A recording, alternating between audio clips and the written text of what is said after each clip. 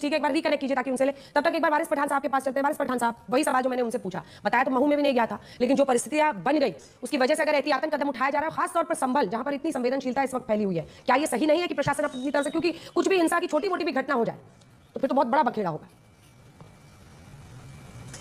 कि अंजना जी, पहले तो मैं समझाना चाहता हूँ, जो बोल रहे हैं त्यौहार सबको पढ़ाने का अपना अधिकार है, मगर हमारे लिए जुम्मा की नमाज फर्ज है, और जुम्मा की नमाज एक इंसान घर में नहीं पढ़ सकता, उसको पढ़ने के लिए मस्जिद में जाना पड़ता है, क्योंकि खुतबा सुनना भी वाजिब है उसमें, और एक टाइम लिमिट है। ये नहीं बोल सकते कि आप शाम को पढ़ लो, सुबह में पढ़ लो, लिमिटेड टाइम पीरियड है। अब होली भी उसी दिन है। अब बात तो सही है कि होली और जुम्मा की नमाज पूरा देश उसी दिन बनाने वाला है। जुम्मा मुंबई में भी होने वाली है वही वक्त भी, और होली मुंबई में भी खेलने वाली है उसी वक्त भी, लेकिन हमारे पास तो कोई आदेश ऐसा आया नहीं, कोई फरमान जारी नहीं कर दिया किसी ने कि आपको घर में ही रहना है, आपको 2 बजे के बाद ही नमाज पढ़ना है, आपको कलर से नफरत है तो बाहर मत आना। ऐसा हमारे यहाँ किसी ने नहीं कहा। तो संभल में ही क्यों, यूपी में ही क्यों, क्या चाहती है वहां की प्रशासन, क्या चाहते हैं योगी करना, क्यों इतनी नफरत फैलाई जा रही है? अब देखिए, हमारा देश तो गंगा जमनी तहजीब का एक उदाहरण दे रहा था। आज मैं देख रहा हूँ दृश्य आ रहे हैं कि मस्जिदों को ढांका जा रहा है। अरे हमारे देश में, हमारे मुल्क में, हमारी जगह पे हमारी मस्जिदों को ढाकने की जरूरत पड़ रही है? ऐसा क्यों हो रहा है? क्यों मस्जिद को ढाकना? क्योंकि ये लग रहा है कलर फेंक देगा पुलिस प्रशासन से। अगर नहीं समझता करके घर पे चले जाओ। 2 चीजें गौरव भाटिया जी, क्या आप लोग हिंदुत्व की नई प्रयोगशाला संभल को बना रहे हैं? मन्ना सही कह रहे हैं कि मुंबई में भी तो बन रहा है, दिल्ली में भी बन रहा है। यहाँ तो कोई नहीं कह रहा कि आप घर से मत निकलिएगा, या 2:30 बजे के बाद निकलिएगा, 2 बजे के पहले निकलिएगा, आपको भी किसी ने नहीं कहा है। तो संभल में क्यों इस तरह का रंग रंगा जा रहा है, और संभल से लेकर बिहार तक चर्चा हो रही है क्योंकि वहां पर चुनाव है? और दूसरा, योगी जी कहते हैं कि मैं भगवा रंग पहनता हूं, गर्व से पहनता हूं, लेकिन भगवे रंग का रंग सिर्फ एक रंग नहीं है, ना रंग का कपड़ा है। उसका रंग तभी सही होगा जब चंदन गुप्ता और उसके परिवार की सुध ली जाएगी, जब वो लोग जो इस तरह की व्यवस्था की वजह से जिनकी मौत हो गई, जिनकी जान चली गई, उनके परिवार वाले कम से कम ये माने कि उनकी देखरेख कोई कर रहा है, तब तो असल भगवा रंग होगा ना। मुख्यमंत्री के तौर पर उसी लखनऊ में रहते हैं योगी जी। सबसे पहले तो संभल की बात कर लेते हैं, और बहुत ही वाजिब आपका प्रश्न है कि संभल में ही क्यों। देखिए, जो बात मैं कहूंगा कटु लगेगी, लेकिन कहनी जरूरत है। क्यों कह रहा हूं? जो बहुसंख्यक हैं, जब वो अल्पसंख्यक हो जाते हैं, और जो अल्पसंख्यक देश में है वो 77% बहुसंख्यक हो जाते हैं, तो हमने देखा है कुछ कट्टरपंथी सोच के मौलाना भी हैं, और मस्जिदों में भी पत्थर रख के मारे जाते हैं। हमने दिल्ली में दंगे भी देखे हैं जहां पे पेट्रोल बॉम्ब छत पे पाए गए थे।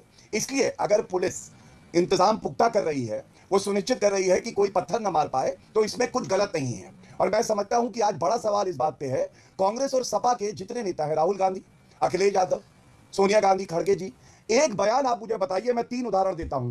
शामी ने रोजा नहीं रखा, इस पे आपत्ति दर्ज करी मौलाना ने। कोई नेता वक्तव्य देता है कि मौलाना गलत है, शामी देश के लिए खेल रहा नहीं। दूसरा, औरंगजेब एक महान शासक था, अबू आजमी ने कहा, हमने देखा पूरे देश में चर्चा हो रही थी, अखिलेश यादव ने बताया अभिव्यक्ति की आजादी है, अबू आजमी को पार्टी से नहीं निकाला। और तीसरा, मऊ, हमने देखा जामा मस्जिद के सामने से भारत जीता है चैंपियंस ट्रॉफी, इसका जश्न मनाया जा रहा था। अंजना जी, पत्थर मारे गए। क्या आपने सुना राहुल गांधी ने या अखिलेश यादव ने एक शब्द बोला हो? ये क्या दर्शाता है? अपने वोट के लिए तुष्टीकरण की राजनीति करेंगे और चुप्पी साध लेंगे। वरना अखिलेश यादव को कौन रोक रहा है? संभल में कहे कि 2:30 बजे के बाद नमाज पढ़ लेना, और आपके सामने तो जीता जागता उदाहरण है। वारिस पठान टीवी पे कह रहे हैं कि हमारी नमाज का तो एक वक्त होता है। तो मैं इतना ही कहूंगा वारिस भाई, देश के सौहार्द के लिए वक्त को भी रुकना पड़ता है। ये भारत का वक्त है, हमारे सौहार्द का वक्त है, भाईचारे का वक्त है। इसलिए अगर आप एक नमाज, एक घंटा अपनी लाइन पूरी कर लीजिएगा। एक और खबर आ रही है, संभल के एसपी सांसद जियाउर रहमान बर्क का ये बयान है, होली जुमे की नमाज पर घटिया बयानबाजी हो रही है, ये बर्क कह रहे हैं। हमारा दिल बड़ा है, 2 घंटे तो बहुत छोटी सी चीज है। तो वहां पर जानकारी दी गई है कि 2:30 बजे के बाद वहां पर नमाज पढ़ी जाए, दोनों समुदाय मिलकर त्योहार मनाएंगे। ये बर्क साहब का है। ठीक है, अपनी बात 2 लाइन में पूरी की। बाइट पहले सुना देते हैं, सुनाइए क्या कहते हैं। जिस टाइप की घटिया मानसिकता वाले लोग हैं कि अलग से वार्ड बना देना चाहिए या ये उनकी सोच के हिसाब से वो जाने, लेकिन हमारी सोच पॉजिटिव हमेशा रही है। और हम चाहते हैं कि इस जो पहली बार ऐसा नहीं है जब मुस्लिम और हिंदू समाज के त्यौहार एक साथ एक दिन पड़ रहे हों, कई बार ऐसा हो चुका है। उन लोगों को ये समझना चाहिए, और पहले ये चीज़ सुकून से हुई है। इंशाल्लाह मुझे पूरी उम्मीद है कि जुमे की नमाज भी सुकून के साथ होगी, और उनका होली का त्यौहार भी सुकून के साथ में बनेगा। और जो इस प्रकार की बातों को उछाल रहे हैं वो गलत टिप्पणी कर रहे हैं, चाहे वो अधिकारी हैं या जो भी हैं। मैं इसकी कड़ी शब्दों में निंदा कर। ठीक है गौरव जी, इस पर टिप्पणी भी और 2 लाइन में अपनी बात पूरी कीजिए, फिर मैं मेहमानों के पास जाऊंगी। वो कह रहे हैं घटिया बयानबाजी हो रही है।